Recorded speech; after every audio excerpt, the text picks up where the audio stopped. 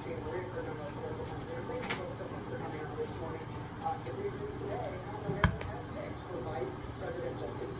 standing by to hear from Governor Walz for the first time. We are standing by to see Governor Walz and Vice President Harris together today in Philadelphia. This is CNN's special line coverage. Stay with us.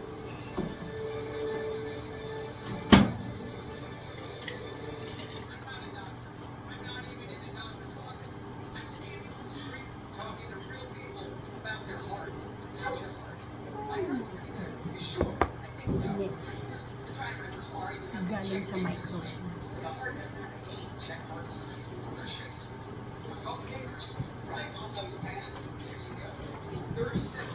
Kakain ko.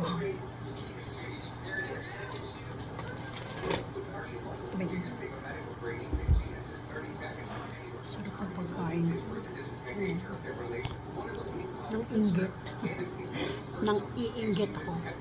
Oh. Ang dami, ano? Ano yun, binigyan ako ng extra doon sa dining. Kasi, mabait ako doon sa isang, server. Di ba? Kain tayo. Kain tayo. Ang sarap yung pagkain. Busog na busog ako nito. Tapos lalagyan ko ng toyo. Ito ay hash brown. Ham. Bacon. Tapos meron akong egg. Saka rice. Ay, sarap. Nanginginig na naman ako. Kukuha akong toyo. Hindi sapat yung toyo ko.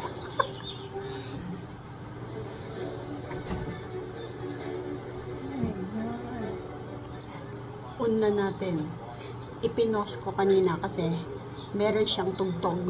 Baka makapiright ako. Toyo. Para sa itlog.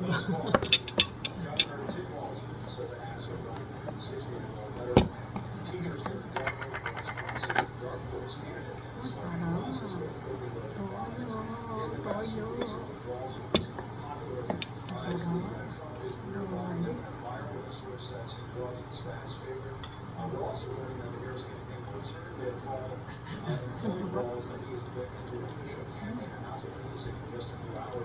Minsan masarap yung ganito lang.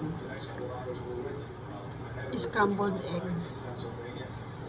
Eggs to, madami eh. Tapos toyo lang. Okay na.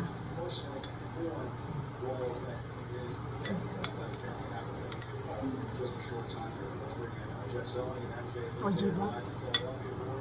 Nagsusungit na naman ang aga-aga.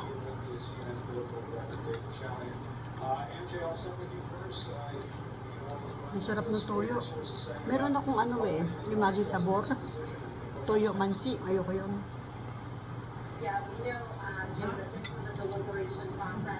Ang sarap.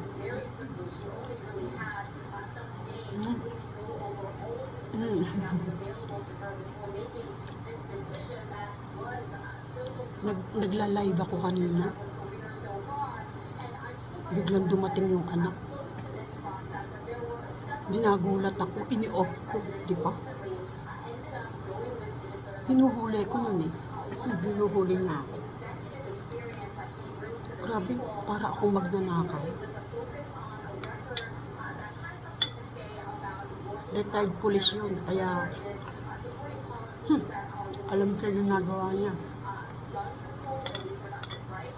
Pero, kahit ano gawin niya, magtitiis ako. Kaya ang hirap pumanot ng trabaho.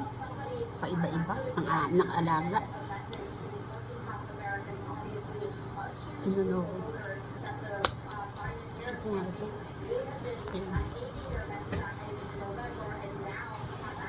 Ayun, natatanaw ko na.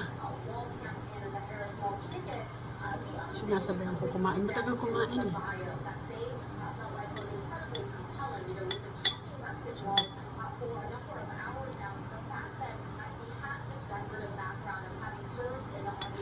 Kahit ano gawin sa akin, lagi ako sinusungitan eh. Kaya ramdam ko, papalisin ako. Mahirap kasi dito sa trabaho na to. Sulutan. Kaya nakakatakot fill in, yung magde-day off. Takot na takot ako mag-day off. Takot ako dyan. Lagi ako nasusulot. Ngayon, pagka lagi niya akong dinadabogan na ganito, tapos bigla dadating siya, dumating, kasama yung pinsan, dumating lang. Tapos nasa CR ako, nagla-live kasi ako. Tapos, umalis na, nung lumabas ako, umalis na. Ano ginawa? O, diba, chinek ako? Ano yun? 5:48. Dumating ako 5:45. Kala niya.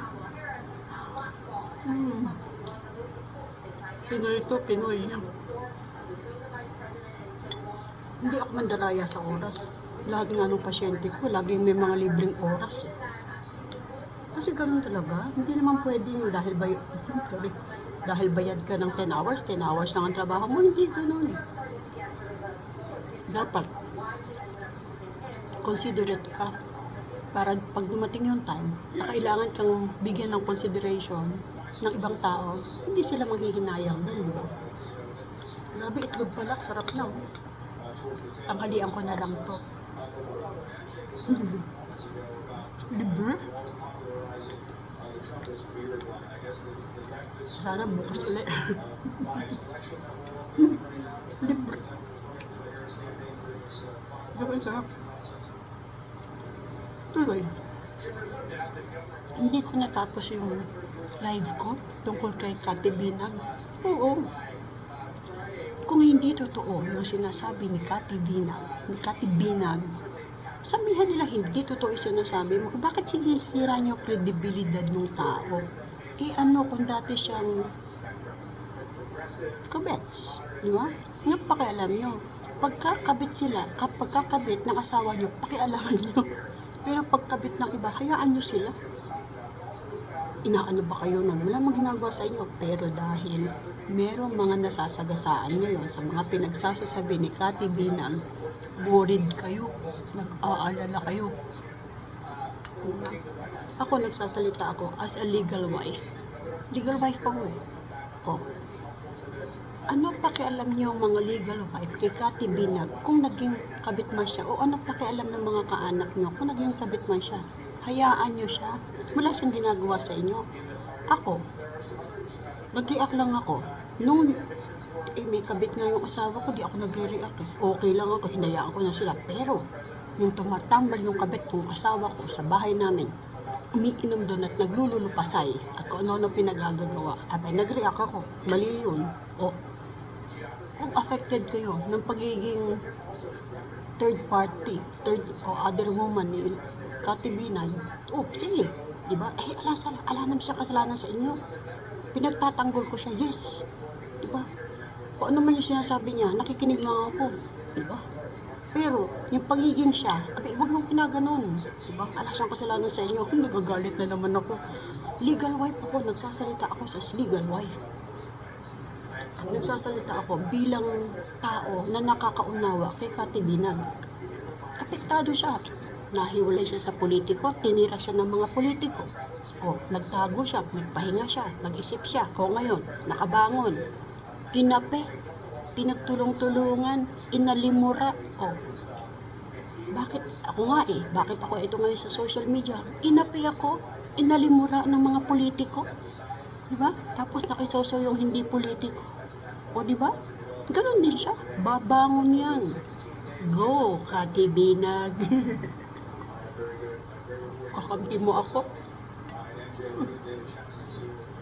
Ibig sabihin, kapag dating masamang tao, nakulong, wala nang pagkakataong magbago, nakulong.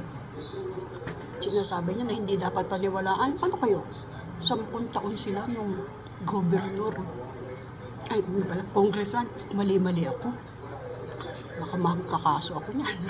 Mali-mali. Huwag kayong magsasalita ng hindi totoo. Doon kayo magkakaproblema. Kaya ako naniniwala ko kay Kati Binag.